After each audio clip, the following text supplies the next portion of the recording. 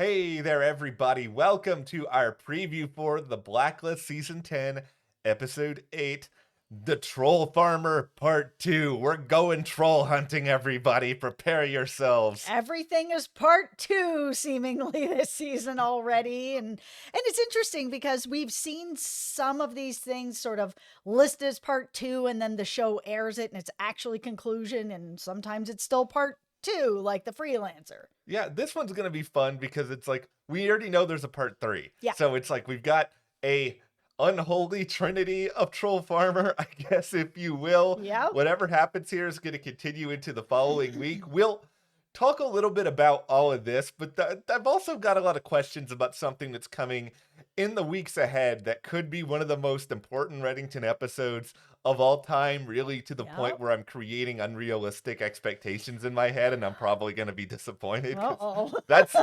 that's what happens, people. Okay, well, before we go into any of that, hit that subscribe button. We had a review up of the Blacklist a couple of days ago that you're really going to want to check out because there's some really interesting theories that we get into in that. Oh, yeah, we have some pretty good tinfoil hat theories, and one of them is about a potential spin-off that they may be setting up with whoever's number two. So make sure you hit that subscribe button. There is going to be a lot more discussion and theories and reactions and reviews to this show throughout the rest of the season. So do that. Also follow us over on our Instagram, Matt and Jess TV. There's lots of fun pictures from the weekend up over there.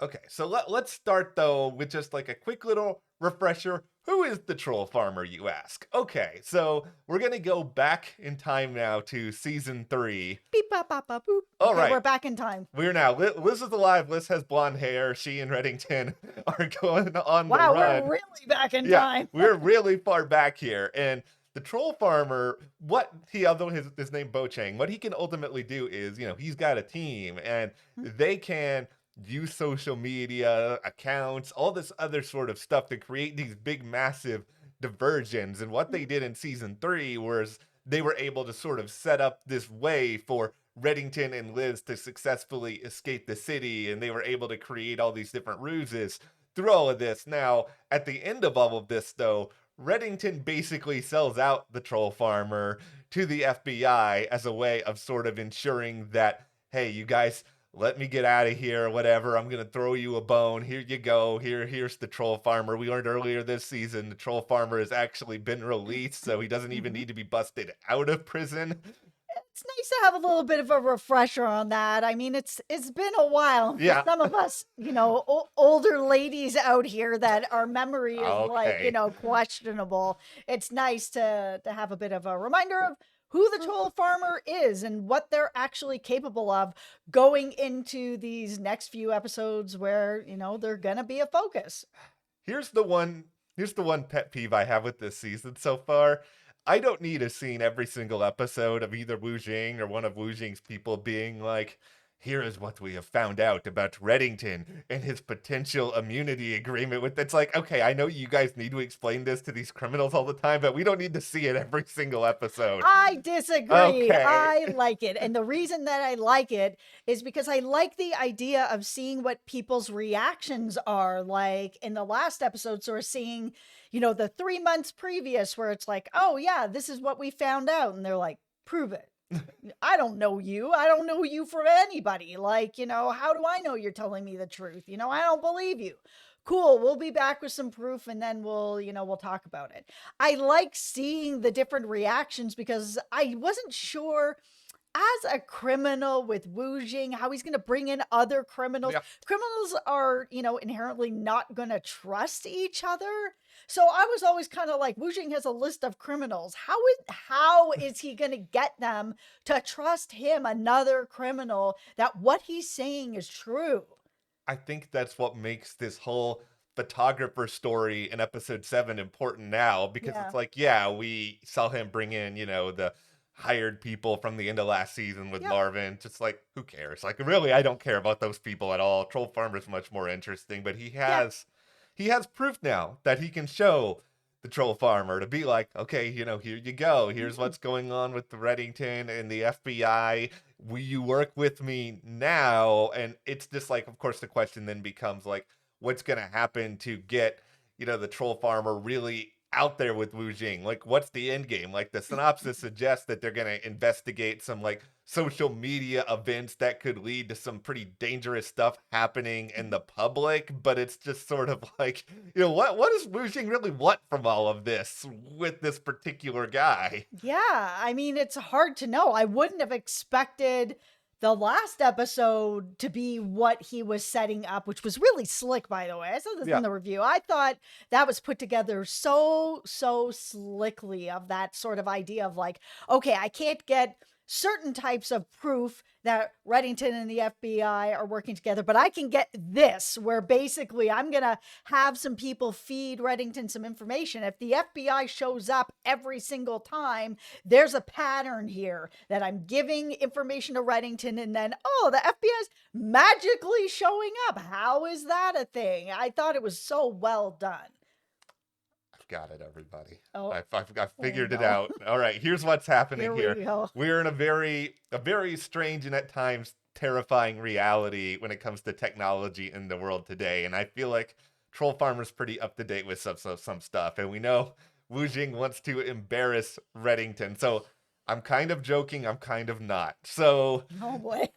Is it possible that Troll Farmer uses the social media, just everything, to create an AI Reddington that is like doing, the Macarena, or like doing other like weird, I don't know, you're embarrassing just trolling stuff. all of us now. Okay, I'm using an extreme example, but like, okay, take the Macarena out of it, but let's just say he's gonna create something with Reddington that's not even real, that makes Reddington look like the opposite of the Reddington we know. Who knows? Maybe the Reddington we know would do the Macarena in certain situations. But my point is just that if he wants to embarrass Reddington, using technology in order to do it feels like a pretty feasible thing. Yeah, it's possible. I mean, it's also, I don't know if WUJING's at the point yet that he would be able to use a big following online. I mean, that's how information quickly sort of spreads around to everybody. Yeah. To share what he knows. That, criminals use social media as well. It can get out there, could just be actual like news, that it's really just everywhere. And one of the theories that you had come up with in our last video is that the thing that Reddington is creating is a second post office, that he needs to move the task force out of the post office because WUJING's getting closer and closer and closer to them, and they're all in danger, and everything's in danger of sort of falling apart at this point. So if it's exposed on social media that all of this is sort of happening, this might be sort of like the very quick transition where Reddington's like, okay, everybody pack your gym bags, get your donuts from the cafeteria that, everyone's eating, and move them all over to this new shiny place that I put together. It's, the post office part 2. I hope they have a snack room too for when Herbie comes over, because you gotta people gotta have their snacks. You gotta have a croissant station. I totally agree. In case Aram wants to come back. I know, I miss Aram. Okay, so all of this with the potential second post office or whatever Reddington's end game here is, it kind of translates into something it's a few episodes down the road. And I want to start this by saying this is just rumored. This is not official yet, but there is a title out there, and I believe it is for episode 11. We are entering episode 8 this weekend. We know there's a Troll Farmer part 3. That's episode 9. There's one more episode after that. Then we're in this episode that has been labeled The Man in the Hat. There's no Blacklist number on this, obviously. I don't think there needs to be a lot of... I don't think we need... Rumored. It's... Okay, I don't think we need to put on a tinfoil hat to figure out who the Man in the Hat here is. No, we just need to put on our fedoras and trudge forward, because this is, if this rumor is true, and take it for what it is, right? Like nobody knows that this is true.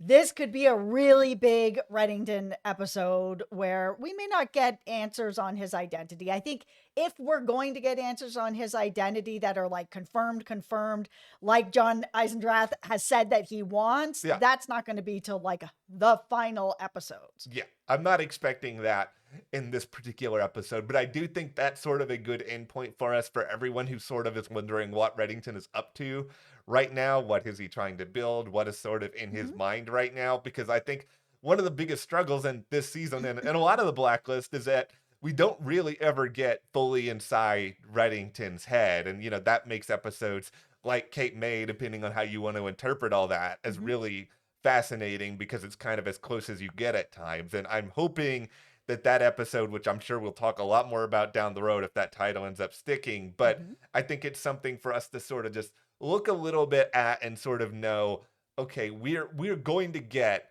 something related to answers on Reddington's side of this, whether it be what he's building, whether it be why he's, couch surfing as much as he is, Mhm. what's going on. I mean, are we going to find out anything about WeChat and Mirza? I don't know, but, it's possible we get some flashbacks at some point along the line here. But Mhm. for And the that would make sense too, that we would get some sort of interaction with more people from the past. It is the final season. yeah, Plus, we've had Reddington just gave this speech to Cooper in the last episode where he was kind of like, all these people that are near me all are sort of dying, sort of thing. But we also then have seen him reconnecting with a lot of people from the past where he is trying to like leave a trail of good behind him and kind of fix some of the mistakes he thinks he's made or just do better as he's maybe going towards the end of the road.